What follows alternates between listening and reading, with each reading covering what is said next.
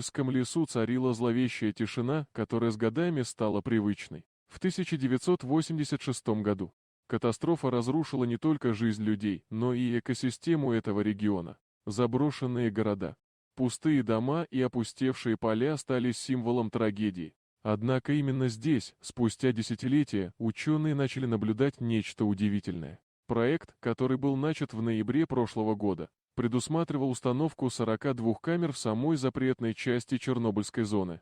Основной целью исследования было изучение динамики животных, чтобы понять, как радиация влияет на жизнь дикой природы. На удивление исследователей, камеры начали фиксировать не только привычных для региона животных, но и таких представителей фауны, которые не были замечены здесь более века. Сначала ученые заметили неожиданный рост популяции кабанов. Эти животные, всегда приспособленные к жизни в лесах, казались в избыточном количестве.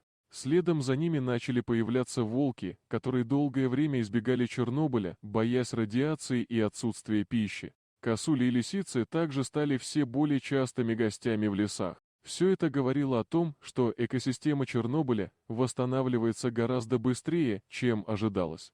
Однако самым удивительным открытием стало появление редких видов, которые не только не встречались в этих местах последние десятилетия, но и вообще исчезли из Центральной и Восточной Европы.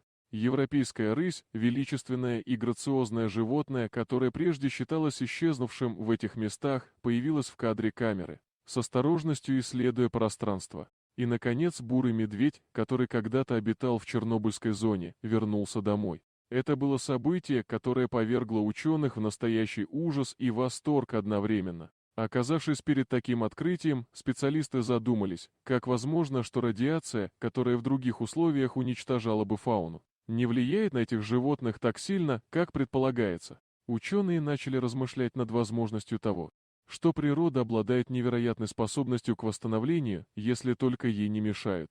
Возможно, отсутствие человека, его деятельности, загрязнения и вырубки лесов способствовало тому, что Чернобыльский лес снова стал домом для множества видов животных. Завоевание природы не прекратилось. За последние 30 лет, несмотря на катастрофу, леса Чернобыля стали своеобразным природным убежищем.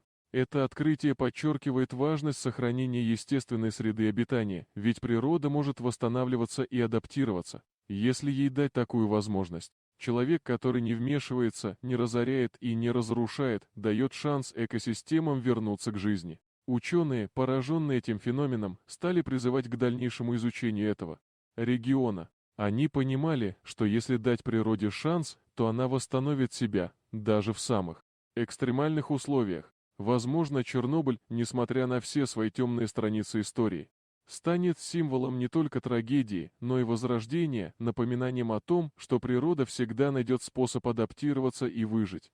Дорогие друзья, если вам понравилось видео, поставьте лайк, а также подписывайтесь на канал, где найдете еще много интересного.